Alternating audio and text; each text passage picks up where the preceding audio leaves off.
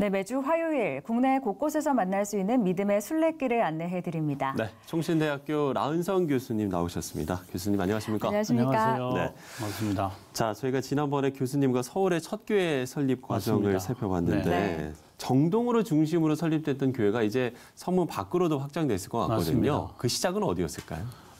그때 우리가 정동을 중심으로 교회를 살피는데 그것은 어떻게 본다면은 그 사대문 안에 어떻게 본다면은 양반들이 살고 있는 데잖아요. 네. 예, 그죠? 근데 이것이 이제 사대문 밖으로 이제 복음이 선포되어지는 계기가 되는 것이 이제 윌리엄 스크랜톤이라고 하는 선교사님이면서 네네. 의사가 이제 사대문 밖으로 이제 병원을 옮기면서 네. 이제 교회들을 세워지는데 그게 이제 뭐 상동교회라든가 네. 그다음에 아현교회라든가 네.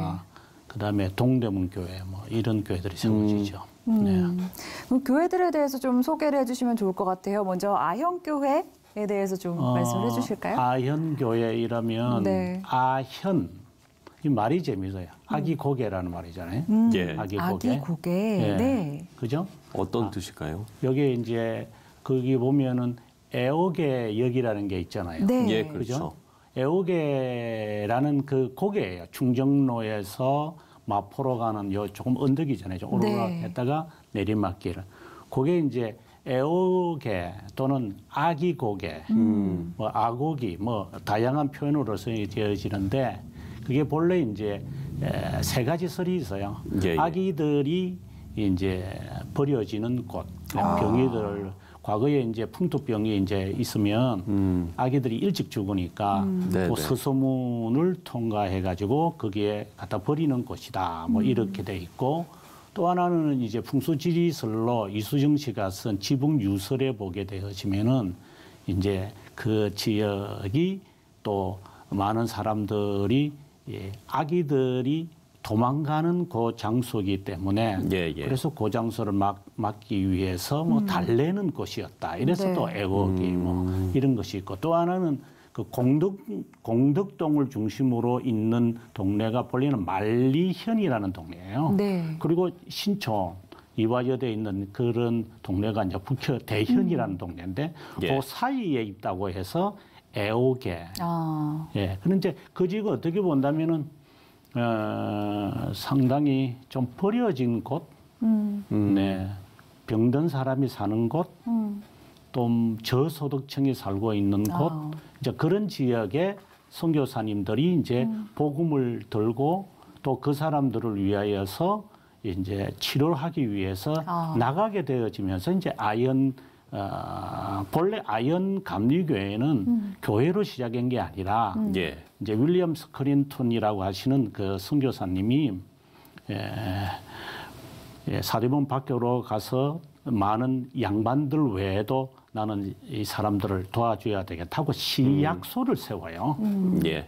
그것이 애옥의 근처에 시약소를 세우는데 그게 아현 갑리교회가 되고 그다음에 지금 남대문 맞은편에 있는 교회가 이제 상동교회인데 네. 상동 감리교회인데 그는 상인들이 많았으니까 지금도 남대문 앞이니까 그래서 거기에는 또 시약소를 또 하나 세워서 많은 상인들을 그랬고 그다음에 동대문 교회는 거기는 또 백정들이 많았어요. 백정들이.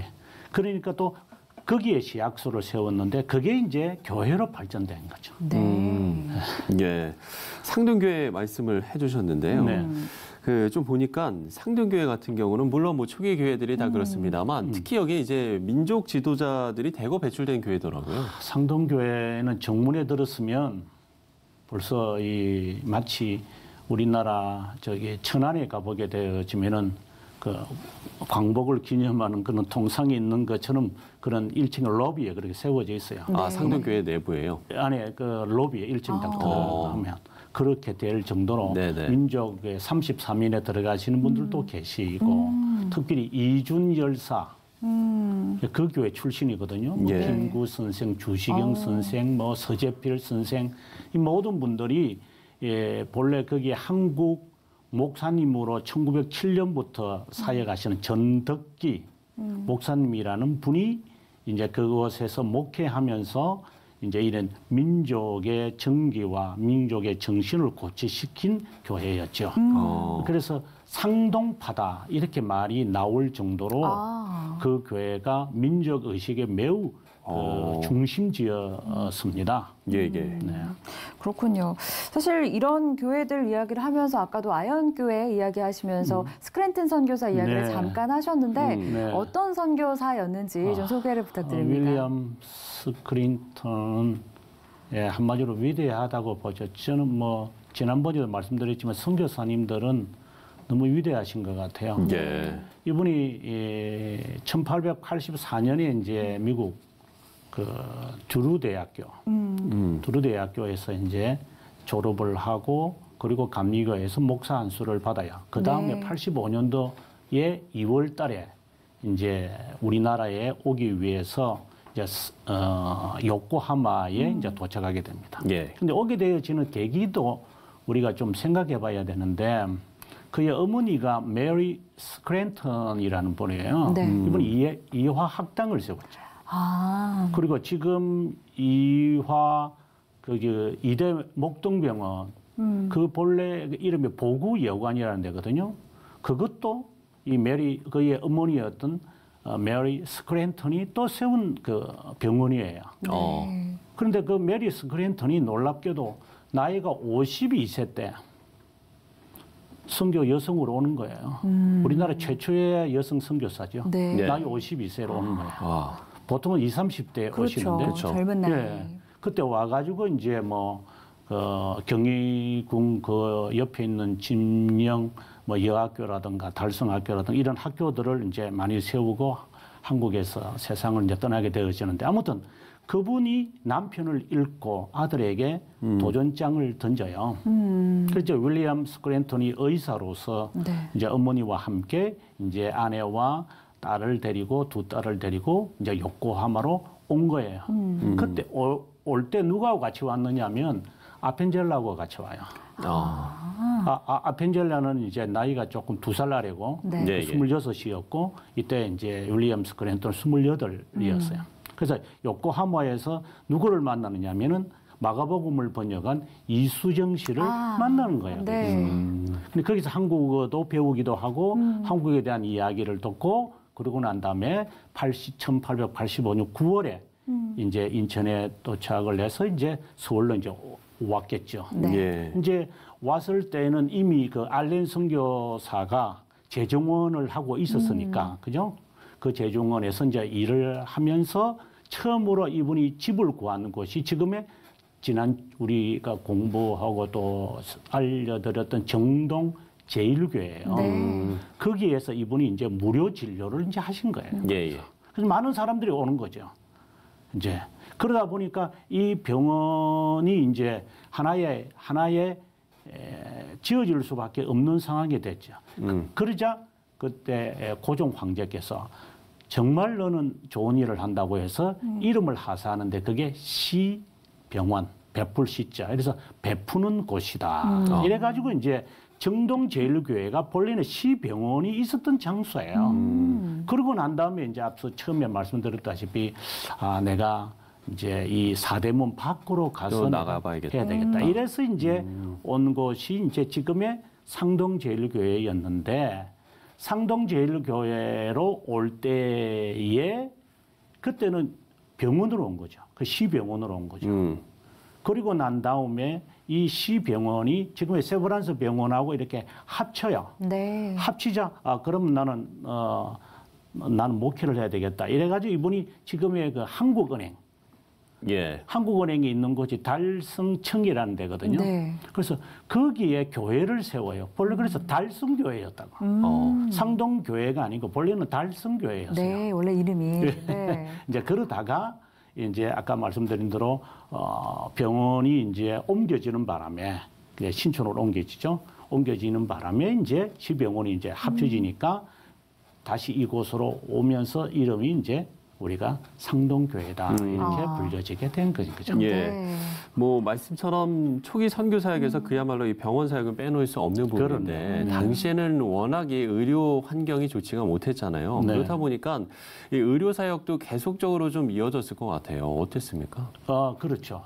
특별히 그 당시에는 우리나라에 많은 사람들이 풍토병으로 많이 죽었어요. 예.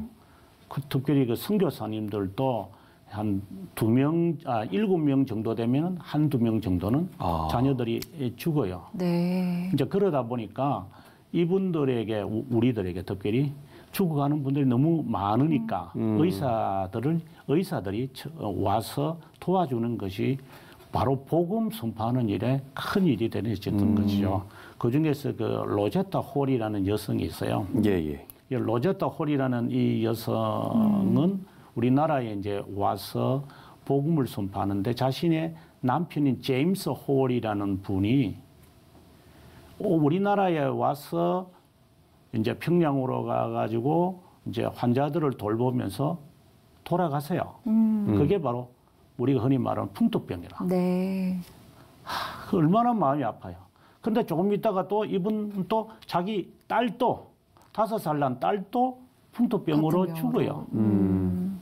그 정도라면 항생제가 없었으니까 그 정도라면 당시에 우리나라에 수많은 그 환자들이 많았던 거죠. 그러다 보니까 선교사님들이 필요했죠. 네. 마치 예수님께서 우리들에게 복음을 선포하실 때 아픈 자들을 먼저 이렇게 하신 것처럼 그것을 통해서 복음이 선포되어지는데 뭐 앞서 말씀드렸던 윌리엄 스크린턴 같은 경우에는 그들이 고름이 있는 것을 이렇게 뽑아내지를 못하잖아요. 네. 지금은 흡착기로 뽑아내지만 근데 입으로 뭐 다 뽑아내고 하는. 그리고 한국말도 아주 한국말 찬송도 부르고 언더우더 같은 목사님 같은 경우에는 한국어 문법책을 만들 정도였으니까 네. 하여튼 의로 오신 분들이 거의 의로를 하시는 선교사다. 네. 동시에 복음을 선포하시는 분이다. 이렇게 네. 생각하면 아마 초대교회를 생각하면 맞다고 생각할 수 있을 것 같아요. 네, 네. 그냥 복음을 전파하는 것에서 그치지 않고 당시 조선 땅의 필요를 채워주는 역할을 그렇죠. 함께 감당하신 네. 거네요. 다시 그렇죠. 한번 믿음의 선배들의 모습을 또 그렇죠. 돌아보게 되는 것 네. 같습니다.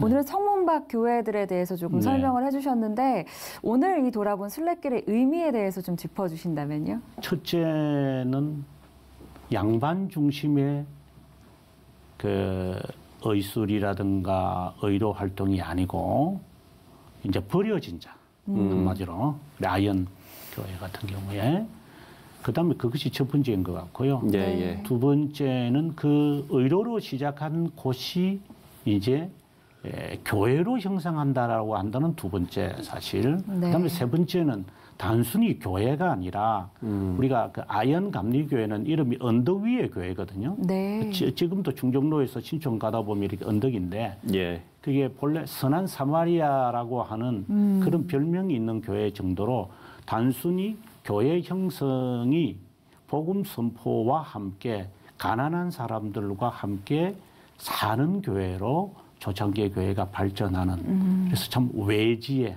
네. 지금 같으면 어려운 곳에 가시는 그 선교사님 이러한 것이 그때 당시에 있지 않았나 이렇게 생각이 들죠. 예. 이렇게 오늘의 순례길에도 의미까지 저희가 좀 짚어봤습니다. 오늘 네. 좀 이야기를 나누면서 그야말로 뭐 언제나 도움이 필요했던 사람, 또 약자의 편에 서셨던 어떤 그리스도의 사랑을 네. 네. 좀 저희가 느끼는 그런 시간이지 예. 않았나 생각이 듭니다. 네, 오늘 교수님 말씀 고맙습니다. 네, 고맙습니다. 뵙겠습니다. 네. 감사합니다.